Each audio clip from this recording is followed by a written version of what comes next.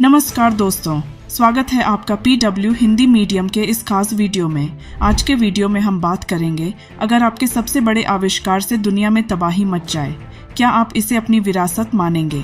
अरस्तु, एरिस्टोटल एक महान ग्रीक दार्शनिक और वैज्ञानिक थे, जिनका जन्म लगभग 384 ईसा पूर्व में स्टागिरा, मैसेडोनिया में हुआ था।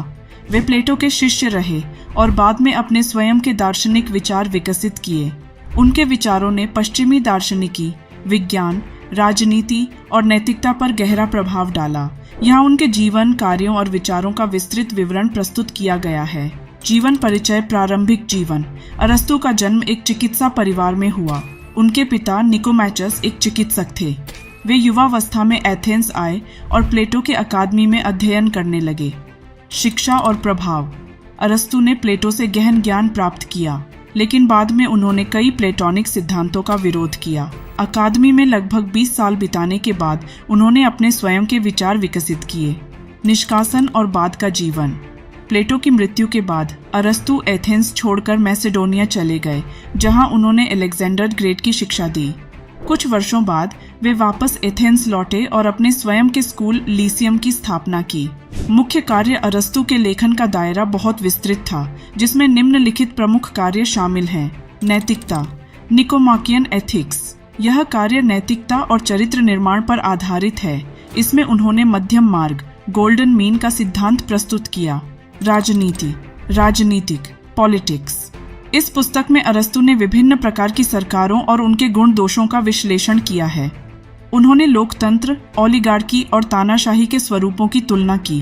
तर्कशास्त्र, ऑर्गेनन। यह कार्य तर्क और तर्कशास्त्र के सिद्धांतों पर आधारित है। इसमें उन्होंने समुचित तर्क की विधियों का वर्णन किया है। भौतिकी। अरस्तु ने भौतिकी, तात्विकता और कारण की अवधारणा पर भी विचार किए। उनके विचारों ने वैज्ञानिक सोच में महत्वपूर्ण योगदान दिया। जीव विज्ञान। उन्होंने जीवों का अध्ययन किया और उन्हें वर्गीकृत किया। उनके कार्यों ने बायोलॉजी के क्षेत्र में महत्वपूर्ण योगदान दिया। विचारधारा, सिद्धांत और प्रायोगिकता। अरस्तु ने अनुभव के आधार पर ज्ञान प्राप्त करने पर जोर दिया। उन्होंने तर्क और अनुभव को ज्ञान के मुख्य स्रोत माना।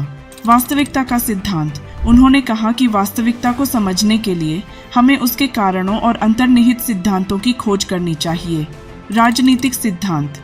अरस्तु का मानना था कि मनुष्य स्वाभाविक रूप से सामाजिक प्राणी है और समाज का संगठन आवश्यक है।